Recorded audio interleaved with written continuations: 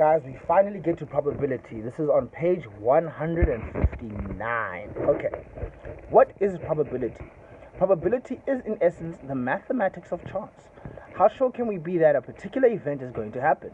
When we go to bed at night, we can be sure that the sun will rise the next morning. If today is Monday, then we can be certain that tomorrow is Tuesday. The chance that these events will occur is 100%. The probability of these events is 1. Some events could possibly happen, but it is unlikely. For example, the chance that you win the lotto if you have bought a ticket is very slim, but it could happen. The chance that a lion is seen in the middle of town is very low, but it could happen if the circus was in town. The probability of these events lies between 0 and 1.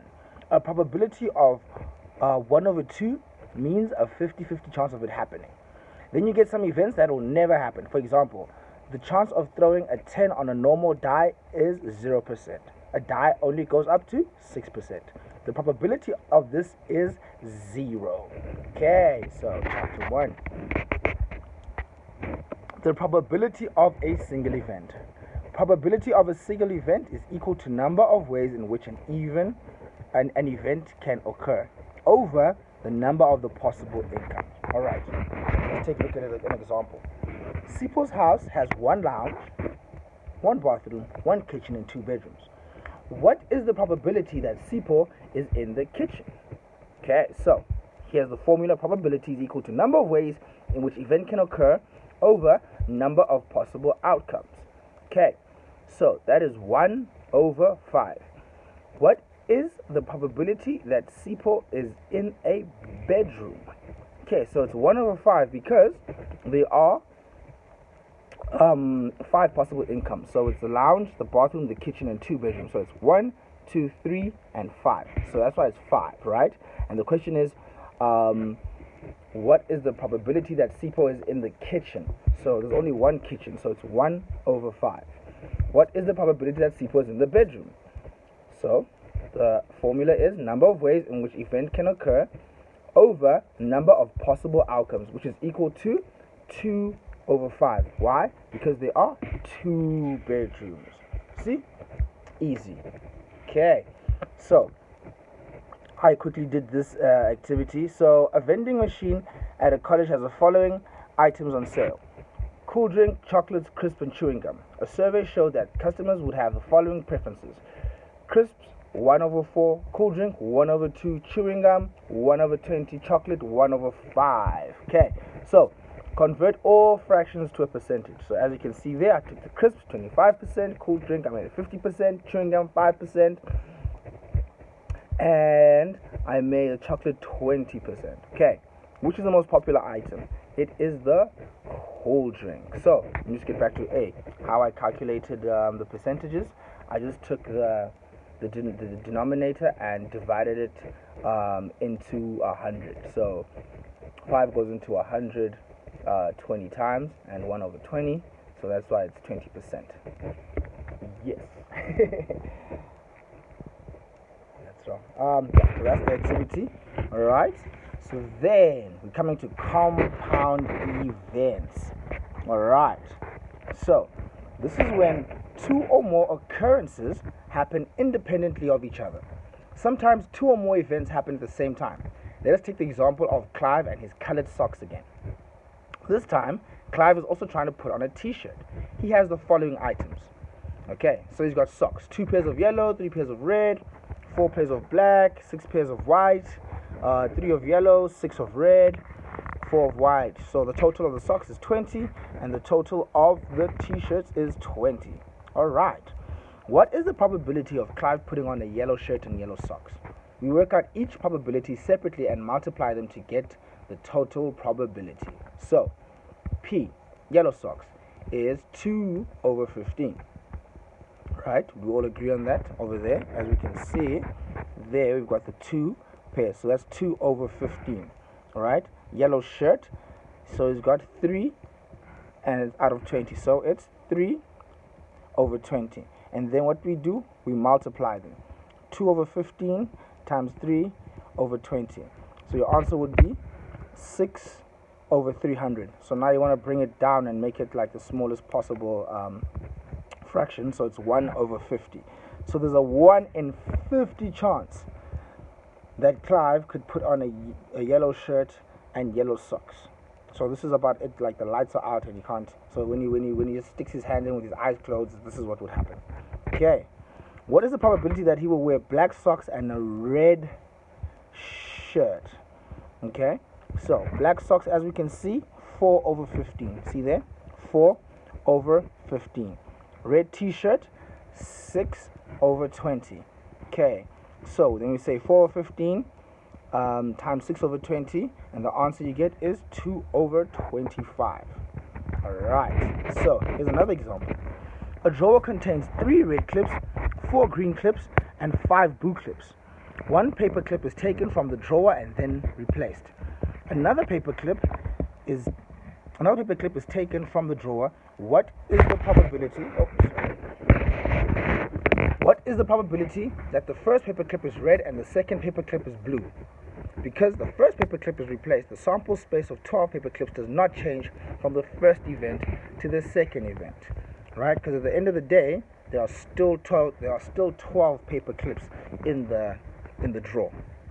The events are independent. So P red then blue, right? We'll say P red times P blue. So that's 3 over 12, right? So red, that's 3. 3 over 12 times 5 over 12, that's 5 over 12, is equal to 15 over 144.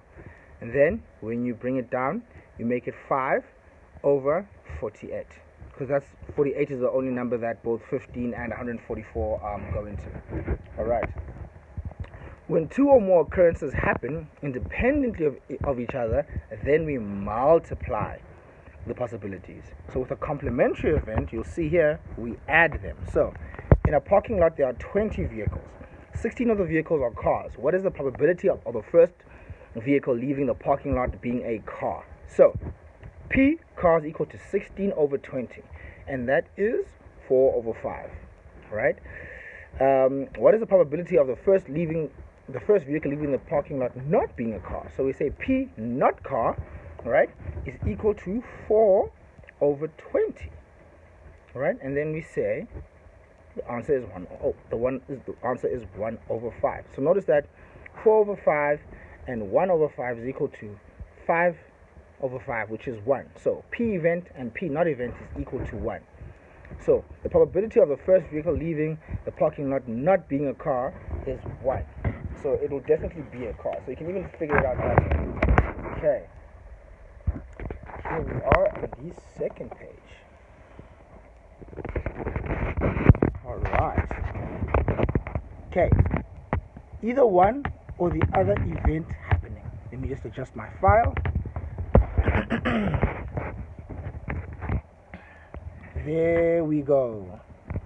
Alright. So you have a deck of 52 playing cards. The jokers have been removed. A card is drawn from the deck. What is the probability of the card being red or a jack? So, quite clearly, P red is 13. So they know that information from knowing how many red cards there are on the deck. So in these examples, they already figured out what the actual amount of, you'll see with the dice as well. They figured these things out, so that's why to make the example a lot easier. Okay, so P red is 13 over 52 and P jack is 4 over 52. But there are 2 red jacks in the deck, so you cannot count those. So their probability is 2 over 52. So we said P jack. So we're making it 2 over 52 because there are 2 red jacks in the deck. And the question is, what is the probability of the card being a red or a jack? Thus, we use the formula. P red or jack is equal to red plus jack minus red and jack. So it's 13 over 52, right? 13 over 52, so that's the red, plus 4 over 52, that's the amount of jacks you find in a deck, minus the 2 red jacks, right? And the answer is 15 over 52. If you need to calculate the probability of either one or another event, then you use the formula. Px or y is equal to Px plus Py minus Px and y. Alright, so let's put it all together now. A pair of dice is rolled. What is the probability that the sum of the numbers rolled is either 7 or 11? Okay, so 6 outcomes have a sum of 7, as you can see there. So P is equal to 6, P7 is equal to 6 over 36. Right? So there's 36, you wonder where the 36 comes from. That's the possible outcomes that you can have on a dice. Okay, so there are 6 outcomes that have the sum of 7. 2 outcomes have a sum of 11, 5 and 6, 6 and 5. So therefore P11 is equal to 2 over 36. The sum of numbers cannot be 7 and 11 at the same time. So these events are mutually exclusive. So P7 or 11, right, because that's the question over here. What is the probability that the sum of the numbers rolled is either 7 or 11? Okay, so here is the formula. That's how you work it out. P7 or 11 is equal to P7 plus 11. So it's 6 over 36 plus 2 over 36, which is equal to 8 over 36. And then we bring it down to 2 over 9, because 4 is a number that can go both into 8 and 36. Alright. A pair of dice is rolled. What is the probability that the sum of the numbers rolled is either an even or an even number or a multiple of 3? Okay, so of the 36 possible outcomes, 18 are even sums. So P even is equal to 18 over 36. So that's 1 over 2. So what that means is that when you roll a pair of dice, there's a 50-50 chance that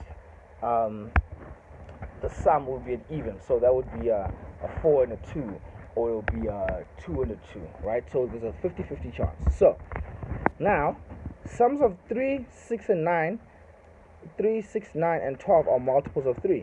There are 12 sums that are multiples of 3. So therefore we say P multiple of 3 is equal to 12 over 36, which is 1 over 3. Okay. However, some of these outcomes appear in both events. Alright?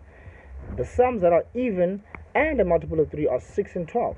There are 6 ordered pairs with these sums. So P even and a multiple of 3. So it's 6 over 36 is equal to 1 over 6. Okay, because you took the 6, because the 6 goes into the 36. And then P even or a multiple of 3.